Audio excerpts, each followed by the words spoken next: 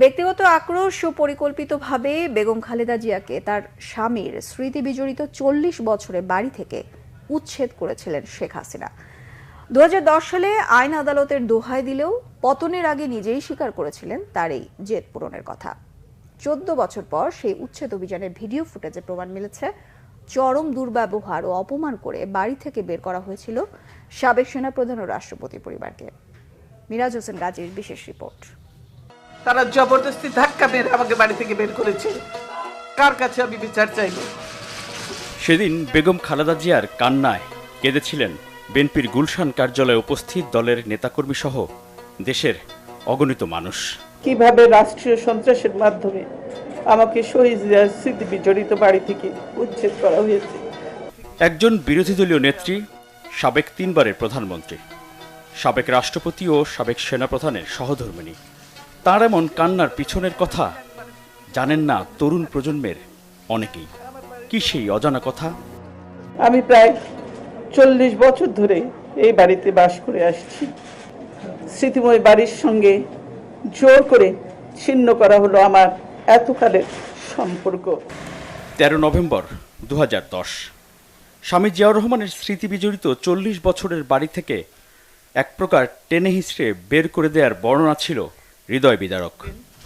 আজকে যেভাবে আমাকে অপমান করা হয়েছে, ঘরের দরজা ভেঙে আমার বেডরুমের দরজা ভেঙে রীতিমাত্র ট্রেনিং হিচড়ে তারা বের করেছে। আওয়ামী লীগ সরকারের পক্ষ থেকে সেদিন বেগম জিয়ার অভিযোগ অস্বীকার করে উল্টো তার বিরুদ্ধেই নানা অপবাদ ও অভিযোগ দেয়া হয়। টেনে হিচড়ে বাড়ি থেকে বের করে দেয়া, দরজার তালা ভাঙা, এক কাপড়ে চলতে যেতে বাধ্য করা, নিকটাত্মীয়ের সাথে অসদাচরণ নিতান্তই অসত্য, বানোয়াট ও উদ্দেশ্য প্রণোদিত। প্রায় 14 বছরের অপেক্ষার পর এবার জাতির সামনে সেই উচ্ছেদ অভিযানের অজানা কাহিনী।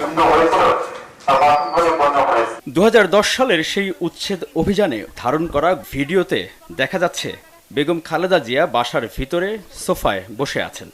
তাকে বের হয়ে আসতে বলছেন উচ্ছেদে নেতৃত্বে দেয়া কর্মকর্তারা। আপনি কি চাচ্ছেন ম্যাডাম? আপনি সহযোগিতা করেন না ম্যাডাম, এই জন্য হয়তো বাধ্য হওয়া হচ্ছে। আমি সহযোগিতা সবসময় করি, আমি তো অসহযোগ, আমি করি। আপনারা দরজা ভাঙছেন।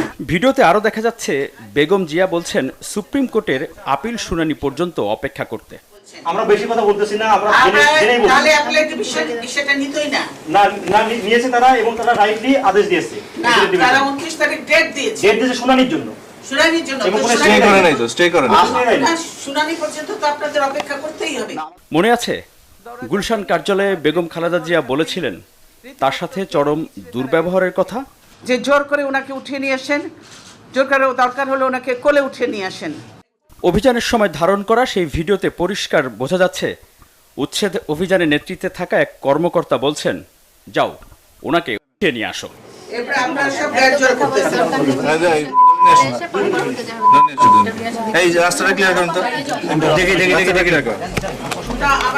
এছাড়া বেগম খালেদা জিয়ার বেডরুমের দরজা ভেঙে ভিতরে প্রবেশ করেছিল উচ্ছেদ অভিযানে অংশ নেওয়া সদস্যরা। সবচেয়ে সুন্দর ঘর বেগম খালেদা জিয়ার শোবার ঘরটি।